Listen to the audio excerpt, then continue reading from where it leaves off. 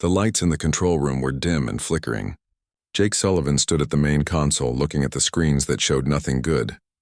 Outside the thick windows, the sky was red with fire and smoke. Above them, in the darkness of space, enemy ships waited like hungry wolves. Jake was the commander of New Haven Colony. He was a tall man with gray hair and tired eyes. For 3 days he had barely slept. For 3 days the Krell aliens had surrounded their small mining colony.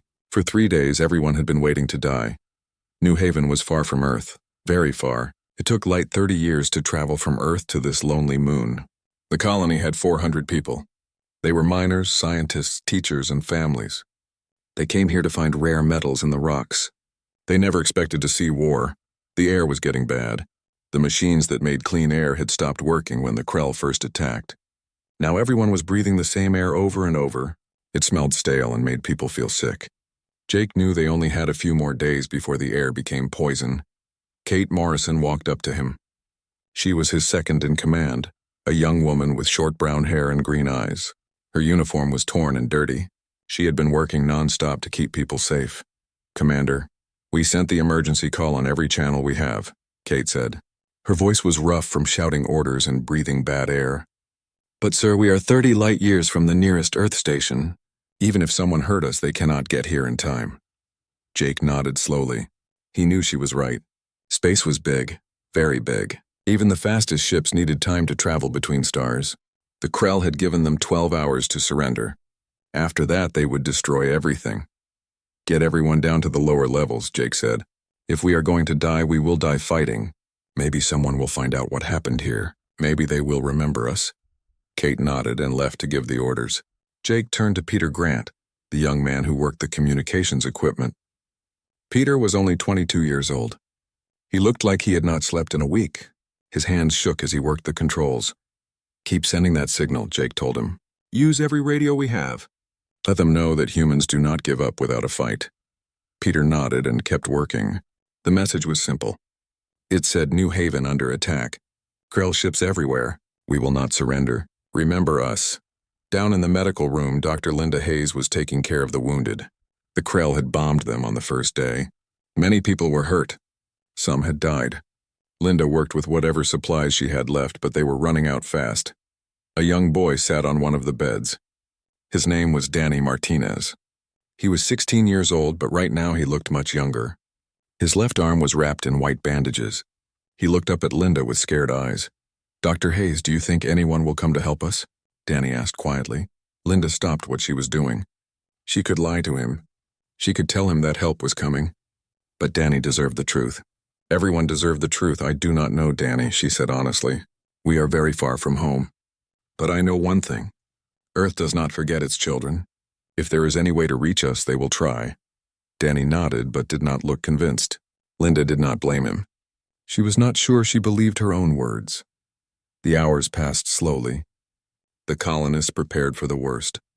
They moved to the deepest parts of the colony where the walls were thickest. Parents held their children close.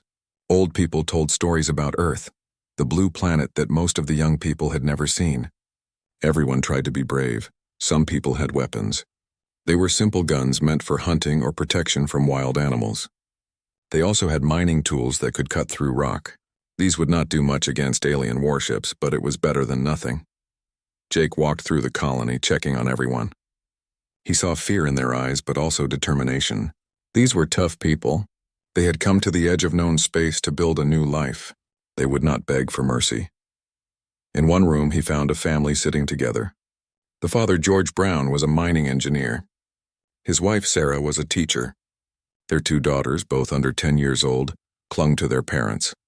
"Commander," George said, standing up, "is there any hope?" Jake looked at the little girls. They were so young. They had done nothing wrong. They did not deserve this. "There is always hope," Jake said. He was not sure if he believed it, but he had to say something. "We sent our signal. Someone out there knows we need help." 2 hours before the deadline, Jake went to the observation deck. This was a place where people came to look at the stars.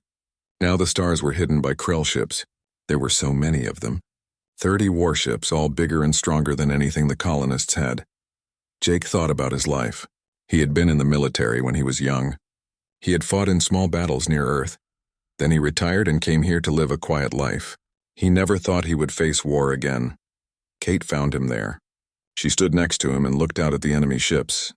"It is almost time," she said softly. Jake nodded. "I know, are the people ready?" "As ready as they can be," Kate replied. "Sir, I want you to know it has been an honor serving with you." Jake felt his throat get tight. "The honor was mine, Kate. You are a fine officer. I am sorry it had to end like this." They stood in silence, watching the enemy ships move into position.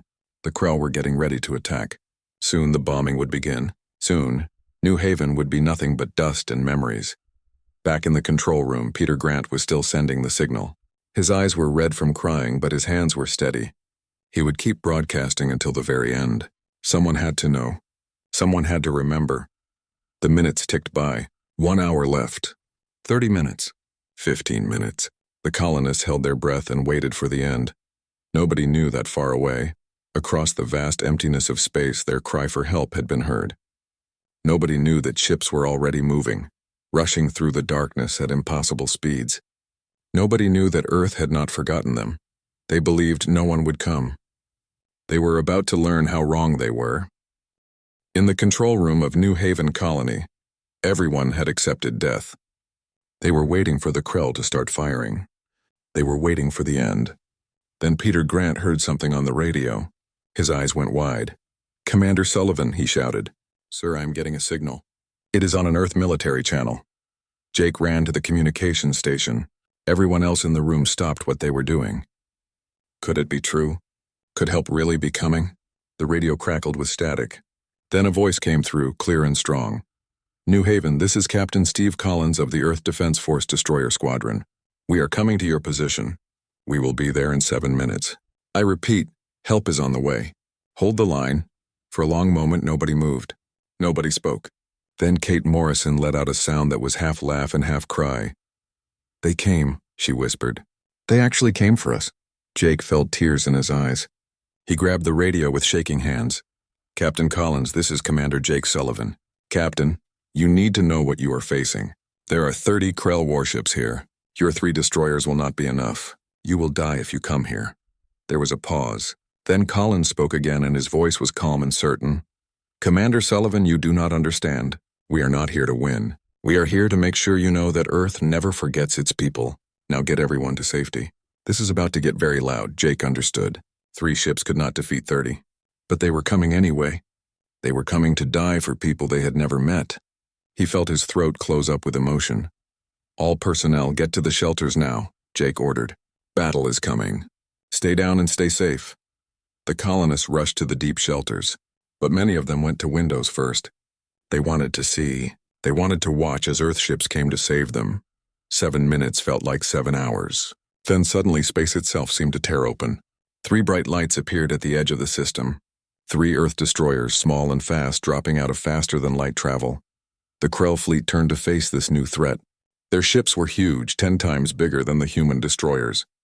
Their weapons could destroy a city with 1 shot. The 3 human ships looked like insects next to giants, but the insects had teeth. Captain Collins stood on the bridge of his ship. He looked at his crew. Good people, all of them. They deserved to grow old and have families. Instead, they were about to die in the darkness of space far from home. "All ships, weapons free," Collins ordered. "Target the Krell command ship. Let us give them something to remember." The 3 destroyers charged forward. Their railguns fired, sending metal slugs flying through space at incredible speeds. Missiles launched from tubes, dozens of them, all aiming for the biggest Krell ship. The Krell responded. Their energy weapons lit up the darkness. Beams of pure power cut through space, hitting one of the human ships. The destroyer called Valiant shook as its shields failed. Air burst out of holes in its hull. "Valiant is damaged," Lisa reported from the tactical station. "But they are still fighting," Collins nodded. "Keep firing. We just need to hold them for a little while longer. We just need to—" He never finished that sentence, because at that exact moment something incredible happened. The sensor screens went crazy. Dozens of new signals appeared. Then hundreds.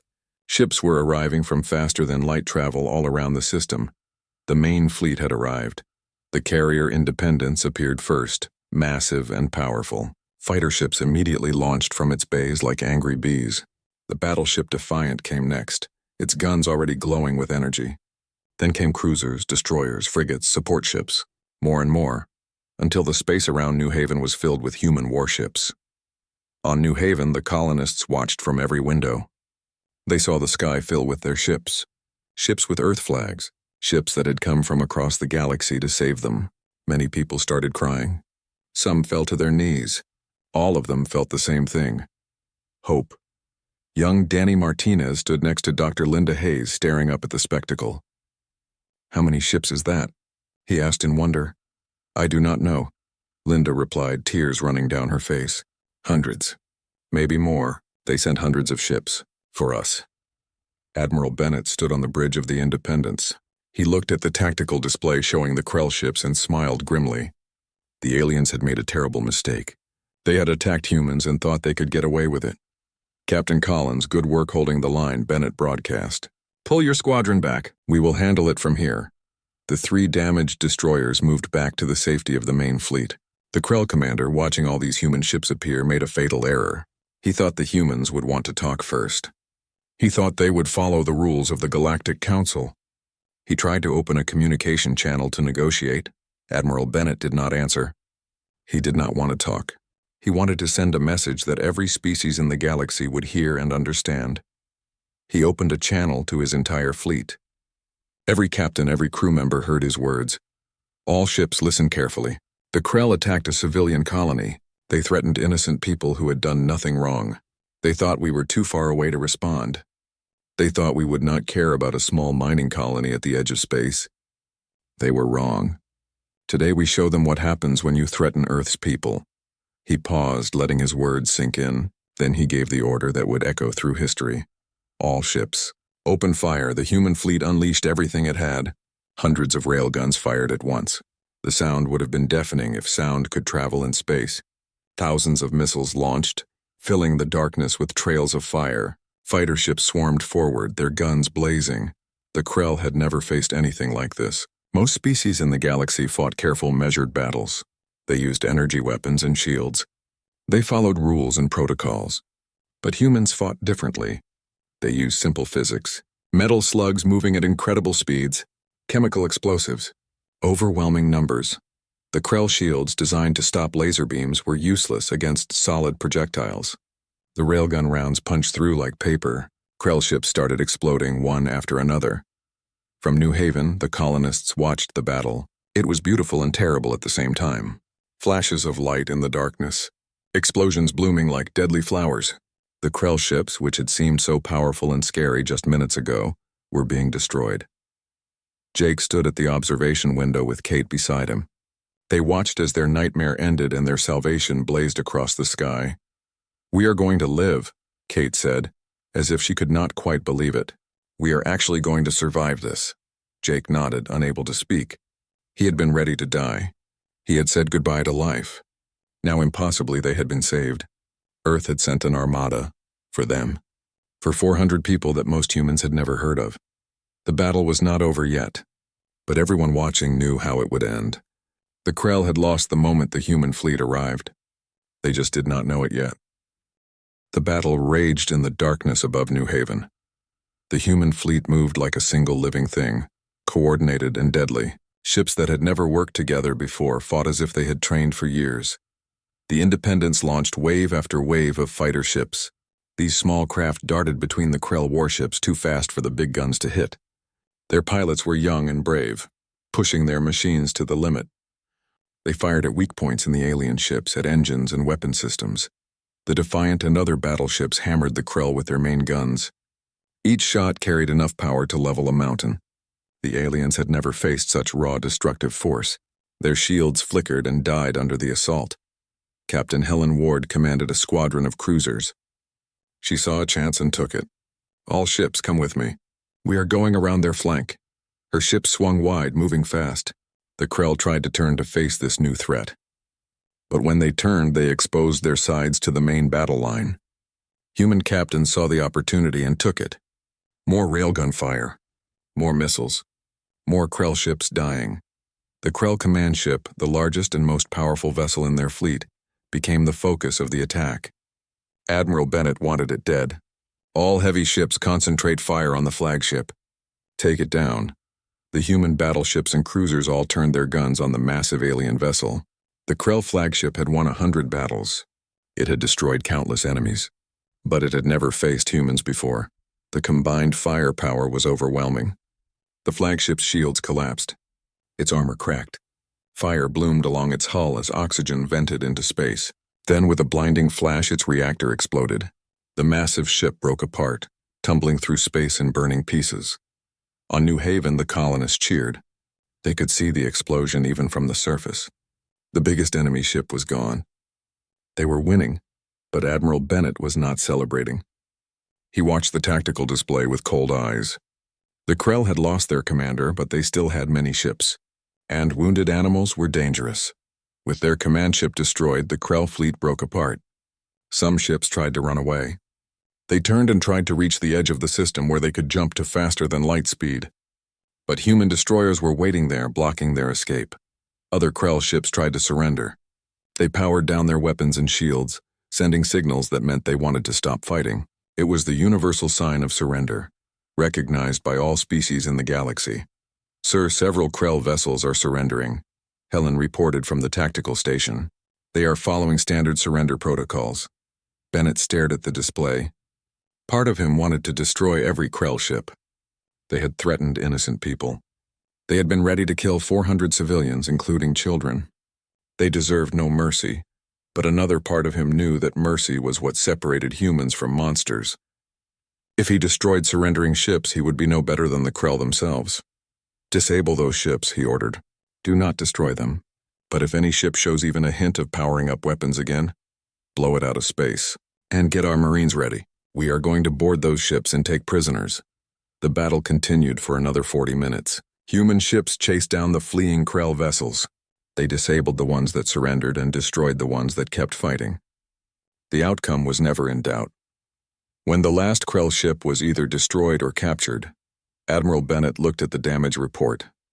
3 human destroyers badly damaged but repairable, 1 cruiser with heavy casualties from a lucky Krell hit, about 30 fighters lost. Against 30 Krell warships, it was an incredible victory. More importantly, New Haven was safe. The colony had survived. Send the recovery teams to New Haven, Bennett ordered. Medical personnel, engineers, supplies. I want that colony fully functional within a week. And prepare my shuttle. I am going down there personally. Helen looked surprised. Sir, you want to go to the surface yourself?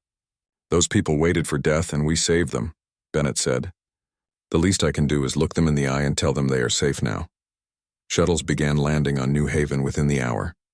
Marines came first, securing the area and making sure there were no threats. Then came the medical teams carrying supplies and equipment. Engineers followed, ready to repair the damaged sections of the colony. The colonists emerged from their shelters, blinking in the light. Many were injured. All were exhausted. But they were alive. They had survived. Dr. Linda Hayes worked with the arriving medical teams. There were many wounded to treat. But now she had supplies. She had help. She could actually save people instead of just watching them die. Young Danny Martinez helped carry supplies from the shuttles. His arm was still bandaged, but he wanted to be useful. He wanted to help the people who had saved them. A Marine noticed him struggling with a heavy box. Hey kid, let me get that. You should be resting. I am fine, Danny said. You came all this way to save us. The least I can do is help. The Marine smiled and patted him on the shoulder. You are a brave kid. Your parents must be proud. Danny felt tears in his eyes, but he blinked them away. He was alive. His family was alive. The whole colony was alive because Earth had not forgotten them. Commander Jake Sullivan stood at the landing pad when Admiral Bennett's shuttle arrived. He had cleaned himself up as best he could, but he still looked like he had been through a war. Because he had. The shuttle door opened and Bennett stepped out. He was an old man, but he stood straight and tall. Behind him came several other officers. They all wore their dress uniforms, showing respect for the colonists. Jake saluted. Bennett returned the salute, then did something unexpected. He held out his hand for a handshake. Commander Sullivan, it is good to see you alive. Jake took the offered hand, feeling the strength in the old admiral's grip. Sir, I do not know how to thank you. When we sent that distress signal, I never imagined anyone would actually come. Especially not like this. You brought an armada. Bennett smiled slightly. Commander, did you really think we would abandon you? You are one of us. Every human is part of the same family. When one of us calls for help, all of us answer. Kate Morrison approached and saluted. She had tears running down her face, but she did not care. Admiral, on behalf of everyone here, thank you. You saved our lives. We did what any decent people would do, Bennett replied. Now let us see about getting your colony back in working order. I brought engineers, supplies, and enough Marines to protect you if the Krell come back. Do you think they will come back? Jake asked. Bennett looked up at the sky where his fleet waited in orbit. No, I do not think so. We sent a message today. We showed the galaxy what happens when you threaten human lives. The Krell will remember this. Everyone will remember this. He turned to address all the colonists who had gathered around. People of New Haven, I want you to know something. You are not alone out here. You are not forgotten. Earth watches over all its children, no matter how far they wander. If danger comes again, we will come again. That is a promise, the colonists cheered. Some cried. Others just stood in silence, overwhelmed by emotion. They had been saved. They had been remembered. They mattered. In the days that followed, the human fleet worked to repair New Haven. Engineers fixed the damaged buildings. Medical teams treated the wounded. Supply ships brought food, water, and equipment. The colony slowly came back to life. And high above, human warships stood guard, watching the stars for any sign of trouble. New Haven would never be threatened again. Earth had made sure of that. News of the battle spread across the galaxy like wildfire. The other alien races heard about what happened at New Haven. They heard about the human armada. They heard about how Earth had sent hundreds of ships to save a small colony. And they were shocked. The Galactic Council called an emergency meeting. Representatives from dozens of species gathered on the neutral station called Unity Prime. They all wanted to know the same thing. Why did the humans respond with such overwhelming force? Admiral Bennett was called to appear before the council.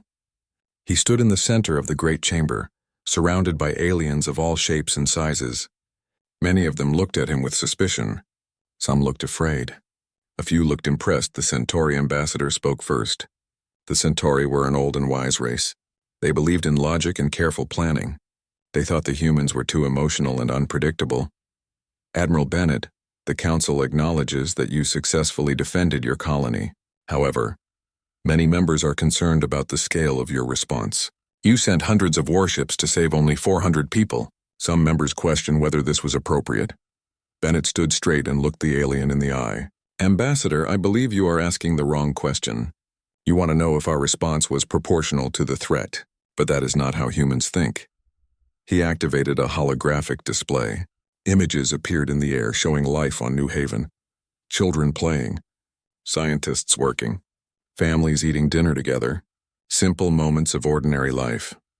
These were not just 400 colonists, Bennett continued. They were 400 human beings. Parents and children. Workers and teachers. People with hopes and dreams. Each one of them matters to us not because of what they can produce or how strategically important they are, but because they are part of our family. A tall alien with multiple arms spoke up. This was the Rigelian representative. But Admiral, surely you must see that using so many resources for one small colony sets a dangerous precedent. What if every race responded with such force to every incident? The galaxy would be in constant war. Then perhaps incidents like this would stop happening, Bennett replied sharply. The Krell attacked New Haven because they thought we would not respond. They believed that distance would protect them from consequences. They were wrong, and now everyone in this chamber knows it. He turned to address the entire council. His voice was clear and strong. Humanity is new to the galactic community. We have learned your rules and studied your history. We have tried to fit in, but there is something you need to understand about us. We do not abandon our own. Ever. It does not matter if it is a colony of 400 people or a single human lost on the other side of the galaxy. If one of us calls for help, we answer. The chamber erupted in discussion. Aliens argued among themselves in dozens of different languages. Some agreed with Bennett. Others thought the humans were dangerous and unpredictable. The debate grew heated. Finally, the council chairman called for silence. He was an ancient being from a race that had been traveling the stars for thousands of years. He looked down at Bennett with wise, tired eyes. Admiral Bennett, Your point is noted. However, the Council must consider what this means for galactic peace. We have maintained stability through measured responses and diplomatic solutions for centuries. Your actions, with respect, Chairman, your measured responses have allowed the Krell to terrorize the outer sectors for decades. Bennett interrupted. How many colonies have they destroyed? How many ships have they captured? Your diplomatic solutions work well for those of you in the core systems, but they offer no comfort to those of us on the frontier. Before the chairman could respond, Ambassador Helen Carter stepped forward. She was Earth's permanent representative to the Council, a skilled diplomat who understood how to talk to aliens. Honorable members of the Council, perhaps we are looking at this the wrong way. Instead of debating whether our response was appropriate, consider what drove us to that response. Earth's history is filled with tragedy. We know what it means to be helpless. We know what it means to watch our people suffer while waiting for help that never comes. She paused, letting her words have impact. We made a choice as a species. We decided that would never happen again. Every human, whether they live on Earth or at the edge of known space, has the full protection of our government and military. This is not aggression. This is a promise we made to ourselves and to each other. The Council debated for hours. In the end, they took no action against Earth. Too many species had been impressed by humanity's response. Some even began to reconsider their own defense policies. Maybe the humans were right. Maybe every life should matter that much. Back on New Haven, life slowly returned to normal. The damaged buildings were repaired. The wounded healed. Children went back to school. Miners returned to work. But nothing was quite the same as before. The colonists built a monument in the center of the colony. It was made of the same metal they mined from the rocks. On it were carved the names of everyone who died in the battle. 3 human soldiers from the rescue fleet, 7 colonists killed in the initial bombardment. At the base of the monument, an inscription read, "They believed no one would come." They were wrong, for humanity never abandons its own. 6 months after the battle, the colony held a ceremony. Everyone gathered around the monument. Admiral Bennett came back for it, along with Captain Collins and some of the other officers who had fought in the battle. Jake Sullivan gave a speech. He talked about the dark days when they thought they would die. He talked about hearing Captain Collins on the radio. He talked about seeing the fleet arrive. His voice broke several times as he spoke, and he was not ashamed of his tears. "We will never forget what you did for us," Jake said, looking at the military personnel. "You risked everything to save people you had never met. You showed us that Earth truly does protect its children. Thank you." After the ceremony, young Danny Martinez stood before the monument with Dr. Linda Hayes. His arm had healed completely. He was taller now, and there was a new confidence in his eyes. "You were right, Doc," Danny said quietly. "Earth did not forget us." Linda smiled and put her hand on his shoulder. "No, Danny, Earth never forgets. That is what makes us human." High above the colony, a permanent garrison of human ships kept watch. They were not a large force, just a few destroyers and a cruiser. But everyone knew that if danger came again, the call would go out. And once again, hundreds of ships would come racing through the darkness to protect their own. Captain Steve Collins stood on the bridge of his destroyer, preparing to return to regular patrol duties. He looked down at New Haven one last time. The colony light sparkled against the dark rock of the moon. It looked peaceful now, safe. "Navigation, set course for Earth," he ordered. "But keep monitoring this sector. If anyone threatens this colony again, I want to know immediately." "Understood, sir," his executive officer replied. "Though I doubt anyone will bother New Haven again." Collins nodded. "No, I do not think they will. We sent a message here. A message that will echo through the galaxy for years to come. You do not threaten humanity's people, not if you want to survive." As the fleet departed, leaving only the garrison behind, the people of New Haven looked up at the stars with new understanding. They were far from Earth. They were isolated on the edge of known space. But they were never truly alone. Somewhere out there watching over them was the full might of humanity. And if danger came calling again, that might would answer, because that is what humans do. They protect their own. Always. The Krell never attacked another human colony. They retreated to their home systems and stayed there. Other aggressive species took note and gave human settlements a wide berth. Word had spread. Humanity was not to be trifled with. But the story meant the most to humans themselves. In colonies across the galaxy, Parents told their children about New Haven, about how Earth sent an armada to save 400 people, about how no human is ever truly alone. It became a source of pride, a reminder of who they were, a promise that would be kept, generation after generation. Years later, young people from New Haven would join the military in large numbers. When asked why, they all gave the same answer: because someone came for us when we needed help. Now it is our turn to answer when someone else calls. Danny Martinez was one of them. He became a pilot, flying the same kind of fighter that had defended his home. On his first day of flight training, his instructor asked him why he wanted to serve. Danny thought about that day 6 years ago. He remembered the fear, the hopelessness, and then the incredible moment when the fleet arrived. He remembered realizing that he mattered, that his life was worth fighting for. Because someone came for me when I thought no one would, Danny said simply. Now I want to be that person for someone else. The instructor nodded with understanding. She had heard similar stories from many of the recruits. The Battle of New Haven had changed something in humanity. It had reminded them of who they were and what they stood for. And so the story continued. A story about a small colony that believed no one would come. About an Earth that proved them wrong. About a species that refused to abandon its own, no matter the cost or distance. It was a story that would be told for generations. 600 light-years away from New Haven on the red planet Mars, Admiral Charles Bennett stood in the command center. He was an old soldier with white hair and a face full of scars. He had seen many battles in his long life. But right now he was angrier than he had ever been. The emergency signal from New Haven had just reached Earth space. It took 17 hours for the message to be decoded and understood. 17 hours while people were dying. Bennett slammed his fist on the table. When did this come in? He demanded. Captain Helen Ward stood next to him. She was his second in command, a tough woman who had been with him for 10 years. 17 hours ago, sir. The signal was weak. It took time to figure out what it said and where it came from. Bennett closed his eyes for a moment. New Haven was so far away. The colony was in a part of space that Earth called low priority. Not many people lived there. Not many resources. The politicians thought it was not important, but Bennett knew better. Every human life was important. It did not matter if they lived on Earth or at the edge of the galaxy. What ships do we have nearby? Bennett asked, though he already knew the answer would not be good. Helen pulled up a map on the big screen. It showed all the human ships in space. The closest group is Captain Steve Collins and his 3 destroyers. They are 8 hours away if they push their engines to maximum speed. But sir, our sensors show at least 30 Krell warships at New Haven.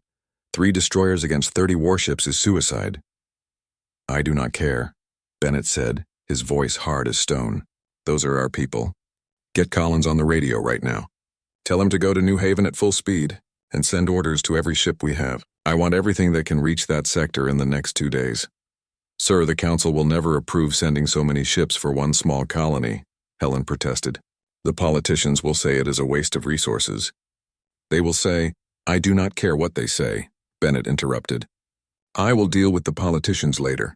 Right now we have 400 humans who need help. Send the orders now. Helen nodded and started working. Within minutes, emergency orders went out to every military ship in the area. Move to New Haven, maximum speed. Be ready to fight. Captain Steve Collins got the orders while his ships were hunting pirates. He was a young captain, only 35 years old, but he was already known as a brave leader. When he read the message, he did not hesitate. All ships listen up, Collins broadcast to his 3 destroyers. We have a code black emergency at New Haven Colony. Civilians under attack by Krell forces. We are going in. His second officer, Commander Lisa Parker, looked worried. Sir, 3 destroyers against a Krell battle group? We will all die. Collins looked at her with steady eyes. Maybe we will die. But those colonists do not have time to wait for a bigger fleet. We go now or they all die for sure. Set course for New Haven. Push the engines as hard as they will go. The 3 small warships turned and raced toward New Haven. Their engines glowed bright as they pushed beyond safe speeds. Inside the ships, the crews prepared for battle. They checked their weapons. They said prayers. They wrote final messages to their families. They all knew they were probably going to die, but they were going anyway. Back on Mars, Admiral Bennett was not finished.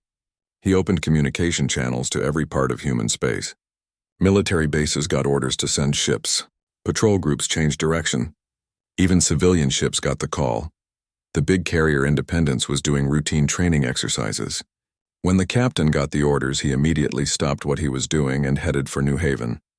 The battleship Defiant had been on a tour, visiting different colonies to show the flag.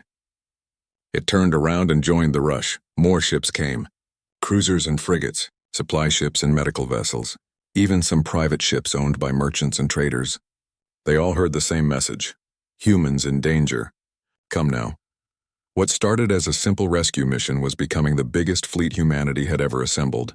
Hundreds of ships all heading to the same place. All going to save 400 people they had never met. The alien races that were part of the Galactic Council noticed this. They sent messages to Earth asking what was happening. Why was Earth sending so many warships to such a small colony? The Centauri ambassador called Mars Command. The Centauri were an old race, wise and logical. They thought humans were too emotional, too unpredictable. Admiral Bennett, the Centauri said, his voice calm and reasonable. We have noticed unusual military movements. You are sending hundreds of ships to one location. This seems like an excessive response to a minor incident.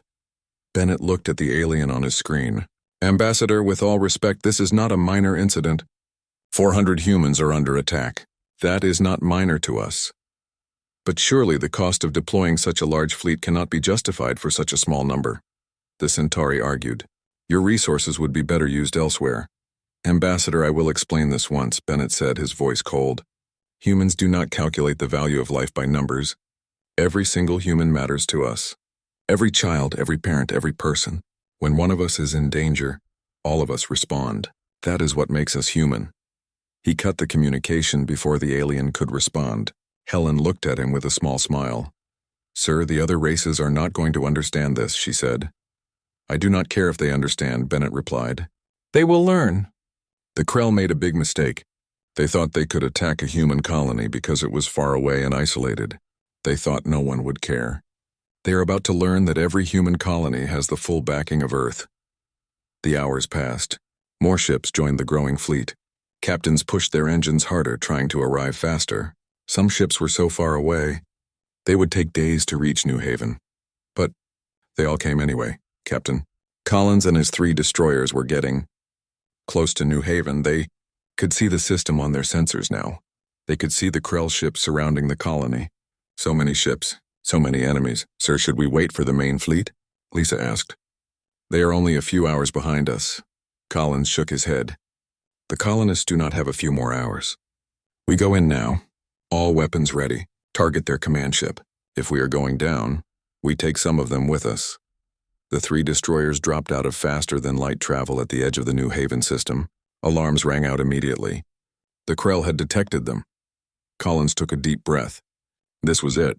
He opened a channel to New Haven Colony, hoping someone was still alive to hear him. New Haven, this is Captain Steve Collins of the Earth Defense Force.